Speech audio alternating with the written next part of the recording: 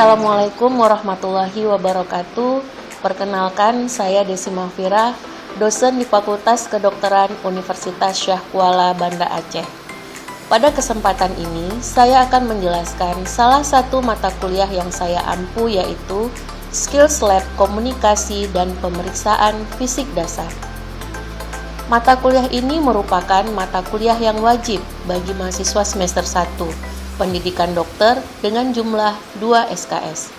Mata kuliah ini meliputi teknik komunikasi dan keterampilan dasar yang wajib dikuasai oleh seorang dokter. Capaian pembelajaran pada mata kuliah ini diharapkan mahasiswa mampu memahami dan melakukan keterampilan medik dasar secara benar, sistematis, dan terampil, sesuai dengan prinsip profesionalisme sebagai seorang dokter, sehingga keterampilan tersebut dapat menjadi pondasi dasar mahasiswa dan mampu mengaitkannya dengan keadaan klinis pasien. Materi pelajaran pada mata kuliah ini diberikan oleh tim, meliputi keterampilan komunikasi interpersonal, keterampilan pemeriksaan tanda vital, keterampilan pemeriksaan fisik dasar, keterampilan hand hygiene, scrub up, gloving teknik dan teknik aseptik, keterampilan anamnesis dan pemeriksaan fisik paru, anamnesis dan pemeriksaan fisik jantung, keterampilan anamnesis, pemeriksaan fisik abdomen dan pemeriksaan fisik anorektal, anamnesis kelainan endokrin, dan pemeriksaan fisik kelenjar di leher. Strategi dan metode pembelajaran pada mata kuliah ini, setiap materi pembelajaran terdiri dari 1 kali pertemuan kuliah introduksi, dilanjutkan dengan 3 kali pertemuan skills lab. Kuliah introduksi merupakan pemaparan pengetahuan mengenai keterampilan yang akan diajarkan oleh seorang dosen pakar. Selanjutnya, mahasiswa akan dibagi menjadi kelas kecil yang berisikan 10 sampai dengan 13 mahasiswa untuk melakukan latihan keterampilan. Masing-masing kelas kecil ini dilatih oleh seorang dosen instruktur.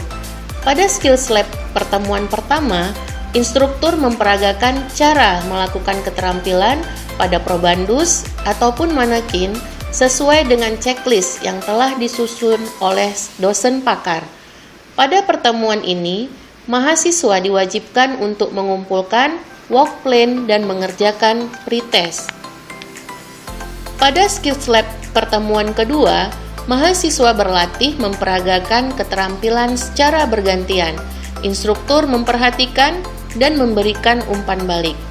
Pada skills lab pertemuan ketiga, instruktur mengevaluasi mahasiswa melakukan keterampilan dan memberikan umpan balik. Di akhir mata kuliah, mahasiswa akan diuji dengan format OSCE, yaitu Objective Structure Clinical Examination, di mana mahasiswa melakukan keterampilan sesuai checklist yang telah diajarkan. Dengan strategi pembelajaran ini, diharapkan mahasiswa mampu dan terampil melakukan keterampilan komunikasi dan pemeriksaan fisik dasar. Model perkuliahan pada masa pandemi menggunakan model hybrid, di mana kuliah introduksi yang merupakan kelas besar dilakukan secara daring, sedangkan model skills lab dengan pendekatan keterampilan dan metode demonstrasi serta evaluasi dilakukan luring dengan kelas kecil, sehingga memungkinkan mahasiswa melakukan latihan langsung pada probandus ataupun manekin dan mendapatkan umpan balik dari instruktur secara langsung. Untuk memudahkan mahasiswa memahami keterampilan yang diajarkan, tim pengampu mata kuliah dan dosen pakar telah menyiapkan modul yang berisikan pengetahuan tentang keterampilan dan checklist keterampilan. Modul ini dibagikan kepada mahasiswa pada awal semester. Selain modul, tim pengampu juga sudah mengembangkan bahan pengajaran berupa video ajar yang dapat diakses melalui channel YouTube Video Ajar FKUSK, sehingga memudahkan mahasiswa memahami keterampilan tersebut. Kriteria penilaian pada mata kuliah ini dibagi menjadi 2 bagian besar, yaitu nilai harian sebesar 20% dan nilai OSCE sebesar 80%. Nilai harian didapatkan dari nilai work plan, pretest, sikap, dan motorik. Semua dosen instruktur diberikan panduan atau rubrik dalam memberikan nilai yang bertujuan untuk keseragaman penilaian. Nilai ini dapat langsung dilihat oleh mahasiswa pada lembar kehadiran. Setelah dilakukan OSCE, mahasiswa dapat melihat nilai mereka pada unit assessment dan diberikan masa sanggah bagi mahasiswa yang perlu mengkonfirmasi nilainya.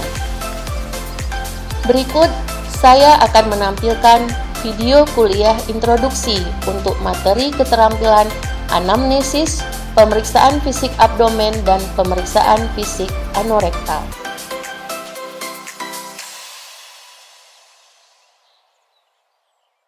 Bismillahirrahmanirrahim. Assalamualaikum warahmatullahi wabarakatuh. Alhamdulillahirrabbilalamin. Assalatu wassalamu ala asyrafil anbiya'i wal mursalin wa ala alihi wa ashabihi ajmain. Alhamdulillah, hari ini kita bertemu kembali dalam kuliah introduksi mengenai anamnesis, pemeriksaan fisik, abdomen, dan anorektal. Gimana siang ini adik-adik, masih semangat? Semangat. Belum ngantuk? Belum. Berarti masih semangat ya, masih punya energi untuk melanjutkan kuliah hari ini ya. Baik, supaya kita lebih mudah memahami mengenai anamnesis, pemeriksaan fisik abdomen dan anorektal, kita perlu mengingat kembali mengenai anatomi, kemudian pemeriksaan fisik dasar yang sebelumnya sudah kita pelajari di pertemuan sebelumnya ya. Kemudian juga teknik-teknik anamnesis. Masih ada yang ingat pembagian regio abdomen? Ada yang tahu? Ya, silahkan Kiani. Pembagian regio abdomen ada 9, mulai dari kanan hingga ke kiri. Ada hipokondrium kanan, bawahnya ada lumbar kanan, kemudian ada iliak kanan, di sebelah tengah ada epigastrik, bawahnya ada umbilikal, dan bawahnya lagi ada hipogastrik. Sebelah kiri ada left hipokondrium atau hipokondrium kiri, kemudian ada lumbar kiri, dan paling bawah sebelah kiri ada iliak kiri. Baik, benar sekali jawabannya ya. Tapi selazimnya kita menyampaikan dari kanan ke kiri, bukan dari atas ke bawah ya. Ada yang tahu pembagiannya dari garis mana? Ada yang tahu? Baik, nanti saya ingatkan kembali ya. Kemudian kita juga perlu mengetahui dasar-dasar pemeriksaan fisik. Masih ingat pertemuan sebelumnya? Ya, siapa yang tahu? Ya, silahkan Ira.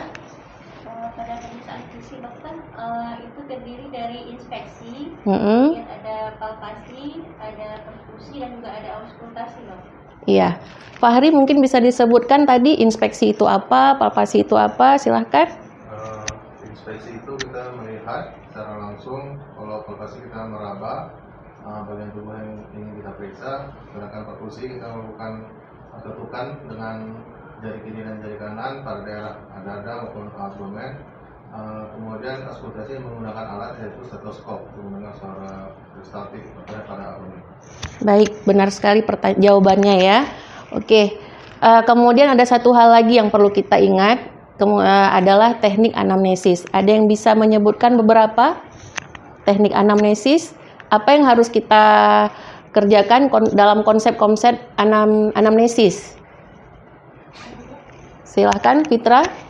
Dalam membangun anamnesis yang baik dengan pasien, ada beberapa prinsip yang perlu kita ingat, dokter. Yang pertama, membangun trust atau kepercayaan kepada pasien sehingga pasien memberikan jawaban yang jujur.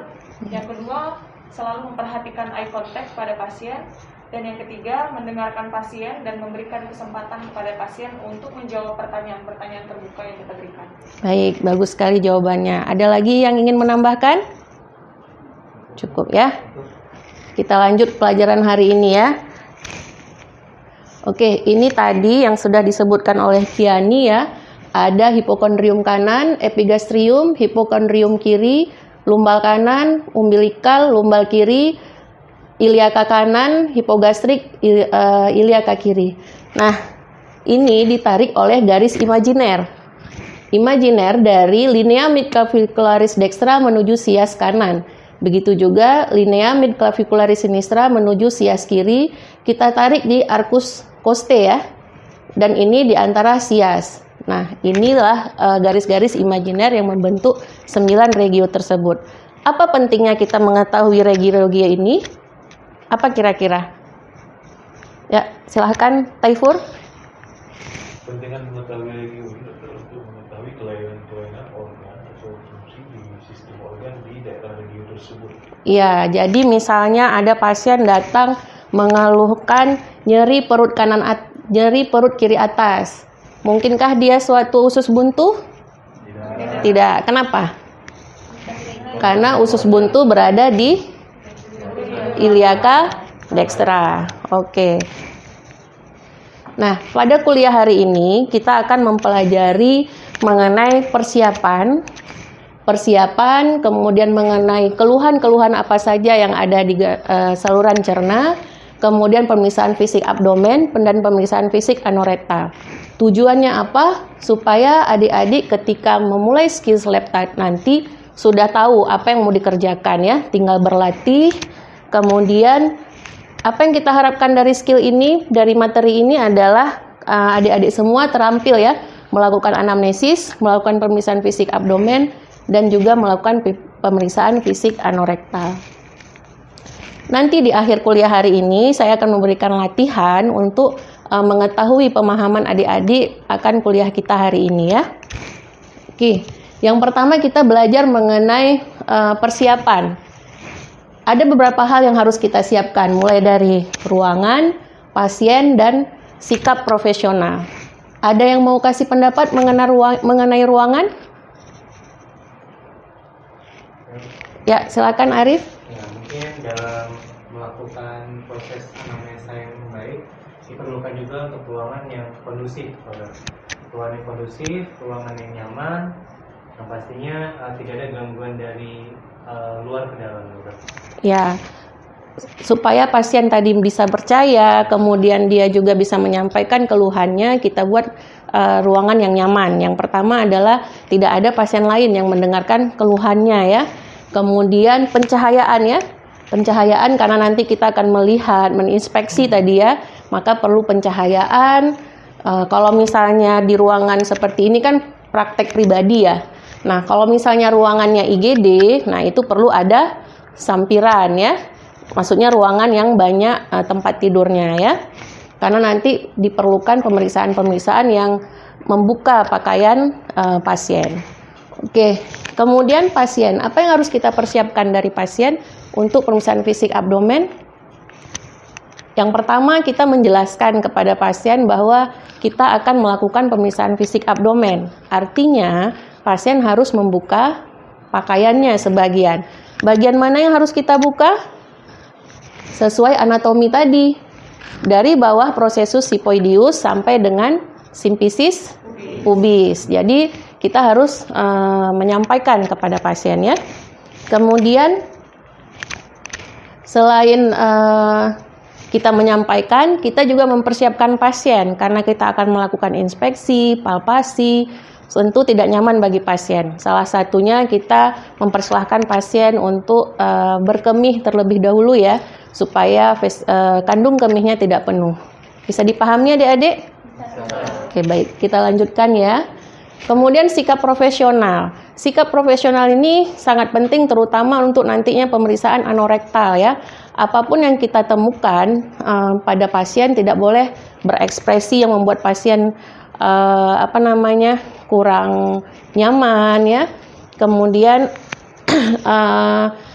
misalnya karena ini harus membuka pakaian, jadi misalnya kita dokternya perempuan, kemudian pasiennya laki-laki, mungkin kita mengajak perawat atau yang lainnya pemeriksa juga atau dokter muda atau dokter PPDS yang laki-laki seperti itu ya. Jadi pasien tidak malu. Kemudian tadi menggunakan sampiran juga bagian dari profesional. Jadi kita tidak membuka pakaian pasien sementara orang berlalu lalang. Bisa dipahami ya adik-adik? Oke. Kemudian kita sekarang masuk ke poin anamnesis. Nah, poin anamnesis ini kita bagi ada beberapa. Yang pertama adalah keluhan-keluhan di esofagus atau kerongkongan dan lambung. Ada yang mau memberikan saran apa kira-kira ini keluhannya? Kalau orang punya keluhan lambung, silahkan Putri. Kalau pasien punya keluhan lambung biasanya nyeri perut kiri bagian atas bisa juga ada keluhan rasa terbakar yang naik ke dada, bisa juga rasa seperti ingin muntah tapi tidak muntah. Mual berarti ya. Ada lagi yang mau menambahkan? Silakan Fitra. Pada esofagus dapat ditemukan keluhan sulit menelan, rasa terbakar di esofagus dan lain sebagainya. Oke, baik. Ini ya ada beberapa keluhan ya, seperti cepat kenyang, timbul rasa mual setelah makan, rasa penuh di perut, rasa kembung, heartburn tadi yang disebutkan oleh Putri ya, rasa panas di dada ya. Kemudian rasa sakit perut setelah makan, perut suka mengisap-ngisap, nausea. Ada yang tahu nausea ini apa? Mual ya, benar sekali ya. Hematemesis. Ada yang tahu siapa hematemesis? Taifur, silahkan. Muntah darah. Oke. Pernah dengar ya, Dek, hematemesis? Pernah ya, muntahnya berdarah ya. Kemudian ruktus. Ada yang tahu ruktus? Bingung ya? Ruktus itu adalah sendawa. Tahu ya sendawa? Kalau dalam bahasa Aceh gereom ya, sendawa. Jika pasien sering sendawa. Nah, itu apa masalahnya? Adanya reflux, asam dari lambung naik ke kerongkongan atau esofagus. Oke, kemudian singultus. Ada yang tahu singultus? Cegukan ya, cegukan. Cegukan juga merupakan masalah dari esofagus atau lambung. Kemudian juga ada yang namanya pirosis. Ada yang tahu pirosis? Mirip dengan rasa terbakar. Ya, mirip rasa terbakar atau asam di mulut ya. Itu paling sering jika pasien demam, demam tinggi biasanya mulutnya asam dan juga tidak nyaman ya. Oke. Kalau tadi kita udah cerita mengenai keluhan-keluhan di lambung, ini beberapa keluhan-keluhan di usus ya, Dek ya. Ada borborikmi, ada mulas. Borborikmi tahu? Keroncongan. Ya, kalau kalian jam-jam 12 siang ya, jam 1 siang, nah bunyi perutnya itu namanya borborikmi ya. Nah, ada borborikmi nanti yang berhubungan dengan masalah seperti ileus obstruksi, seperti itu ya, peristaltik yang terlalu cepat ya. Kemudian juga kita lihat pola defekasi. Pola defekasi ini pola buang air besarnya. Apakah buang air besarnya itu cair, padat, keras, atau memang sulit buang air besar. Kemudian juga buang air besar berlemak ya. Ini steatorrhea ini buang air besarnya berlemak. Seperti ada gelembung-gelembung lemak di dalam kotorannya. Oke. Kemudian ada yang tahu tenesmus? Irfandi tahu tenesmus? Ada yang tahu tenesmus? Ada yang pernah diare? Pernah ya? Pernah diare. Kita kan berulang-ulang ke kamar mandi, akhirnya lubang anusnya nyeri, sphincter anusnya nyeri karena akibat berulang-ulang diare ya. Kemudian juga ada melena. Ada yang tahu melena? BAB hitam. Nah, BAB hitam melena ini kita harus deskripsikan kalau kita bertanya kepada pasien bahwa dia gampangnya kita ingat hitam, cair, lengket ya, seperti ter dan berbau busuk, berbaunya khas ya. Oke. Dan kemudian kita akan bertanya mengenai flatulensi, apakah pasien ada buang angin atau tidak ya. Oke, ini merupakan kumpulan masalah di hepatobiliar. Hepatobiliar itu posisinya di hipokondrium kanan ya. Biasanya pasien akan datang dengan nyeri perut kanan atas, nyeri kolik. Tahu nyeri kolik, Dek? Nyeri yang muncul tiba-tiba. Ya, silahkan Taifur. Jadi pada Nyeri pada organ berongga biasanya kita mengeluhkan nyerinya tiba-tiba, muncul tiba-tiba, nyeri sekali dan akan hilang dalam waktu lebih kurang 30 menit ya. Oke. Kemudian ada mata kuning.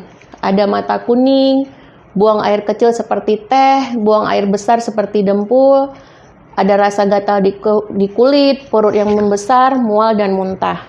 Nah, ini nanti kita akan berbicara lebih lanjut mengapa ini terjadi di blok digestif, endokrin, dan metabolik ya. Hari ini kita membicarakan mengenai skillnya. Oke, sejauh ini ada yang ingin bertanya mengenai anamnesis? Dirasakan cukup, dipahami? Paham ya? Kalau paham kita lanjutkan ya.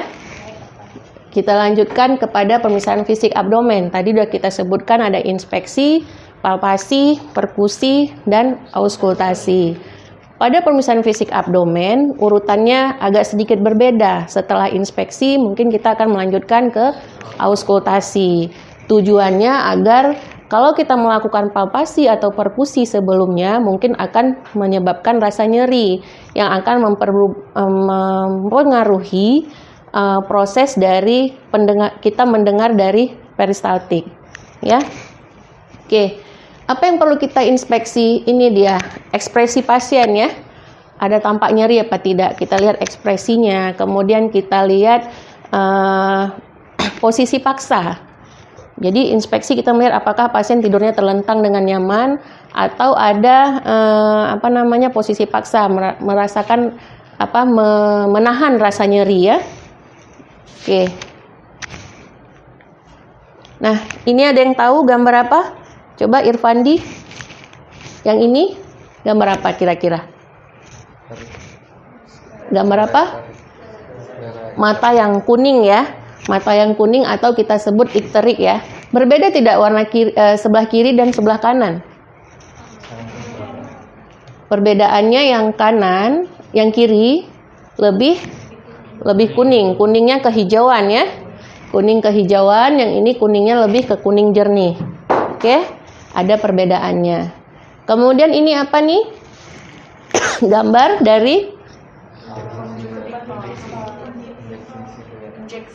ya benar, ada yang menyebutkan injeksi silier. Injeksi silier biasanya pada penyakit, nanti kita baca lagi ya, nanti di endokrin, metabolik, diabetik. Tapi ini merupakan tanda-tanda infeksi kalau misalnya ada injeksi silier ya. Kan kelainan pada bagian tubuh yang lain karena prosesnya adalah sistemik. Sistemik paham ya Dek? Keluhannya masuk ke dalam saluran darah sehingga penyakitnya ada masuk ke dalam aliran darah sehingga memberikan keluhan di tempat yang lain ya. Nanti lebih lengkapnya kita akan membahas di mata kuliah digestif, endokrin, dan metabolik ya. Oke, yang terakhir kita hari ini membahas mengenai pemisahan fisik anorektal. Ini kita menggunakan manekin ini ya gambarnya. Yang pertama kita perlu mengedukasi. Kalau tadi kita membuka pakaian dari proses sipoideus sampai simfisis pubis, kalau anorektal maka yang dibuka adalah bagian bawah, pakaian dalam ya. Jadi itu harus kita jelaskan, jangan tiba-tiba kita membuka pakaian pasien tanpa memberikan penjelasan. Ketika pasien sudah setuju, baru kita membuka pakaiannya. Kemudian posisi, kita memposisikan pasien, itu membantu kita untuk memeriksa. Posisinya seperti gambar ini namanya posisi SIMS ya. Posisi SIM, pasien berbaring ke arah kiri, di mana kaki yang di bawah diluruskan, kaki yang di atas ditekuk ya. Kemudian juga bisa kita periksa dalam posisi litotomi. Posisi litotomi itu seperti posisi ibu-ibu mau melahirkan ya, mengangkang ke atas. Oke. Kemudian apa yang kita nilai? Dari inspeksi yang pertama kita nilai ada masalah nggak di luarnya. Mungkin ada fistel, ada benjolan, ada infeksi ya. Jadi kita laporkan jika memang ada masalah. Kemudian kita masukkan tangan kita lihat, kita rasakan sphincter aninya ketat apa tidak, longgar apa tidak. Kemudian kita juga menilai dindingnya, dinding ususnya, apakah ada benjolan. Kita akan meraba ke semua sisi ya. anterior, posterior, dekstra dan sinistra ya. Kita raba apakah ada benjolan, ada polip, ada luka atau yang lainnya ya. Apapun yang kita ketemukan maka kita deskripsikan. Pada pasien laki-laki bisa kita memeriksakan pembesaran prostat dengan arah jari itu ke arah anterior. Jika terjadi pembesaran prostat, maka pul atas dari prostat tidak terkena ke tangan kita. Ya. Sejauh ini ada yang ingin bertanya?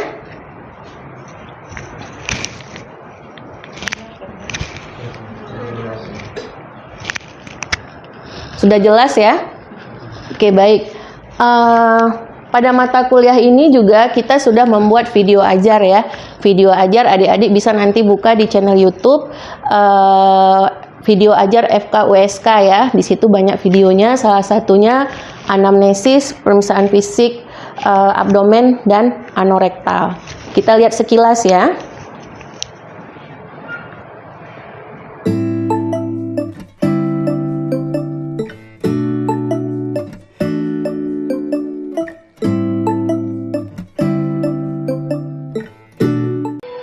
Oke, baik, karena keterbatasan waktu nanti adik-adik boleh menonton kembali ya.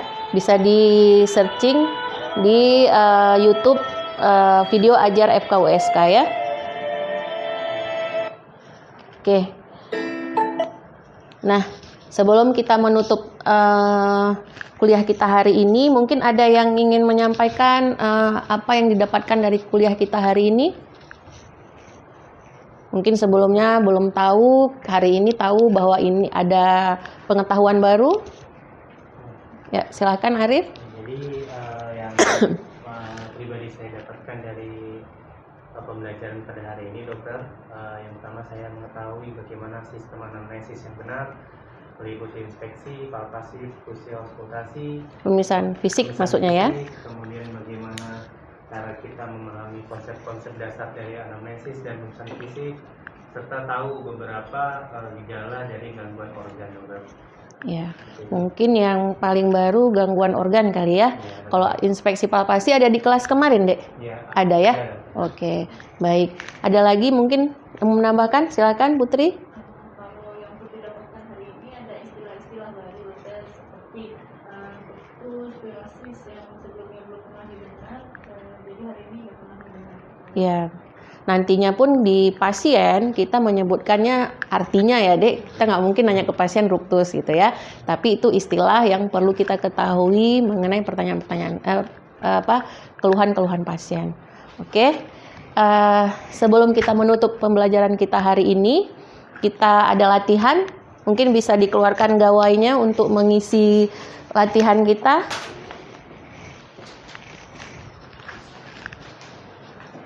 Baik adik-adik, sebelum kita mengakhiri kuliah kita hari ini, saya ingin mengetahui pemahaman adik-adik mengenai apa yang telah kita diskusikan tadi ya. Mungkin masing-masing bisa mengeluarkan gawainya untuk mengisi Google Form ya, yang tertera di PowerPoint-nya deh ya.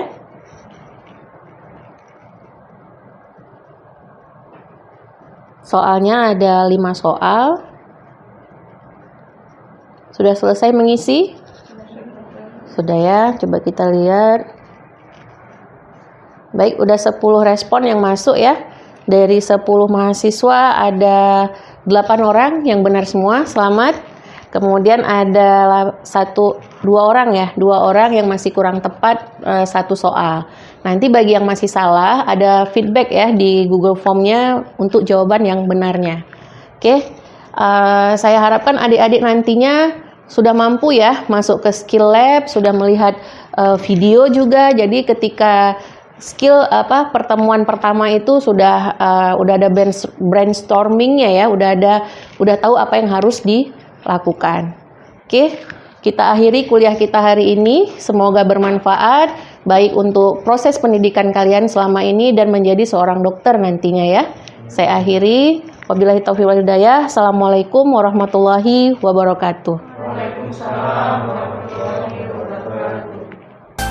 Demikian video pengajaran kuliah introduksi keterampilan anamnesis, pemeriksaan fisik, abdomen dan anorektal. Saya akhiri. Assalamualaikum warahmatullahi wabarakatuh.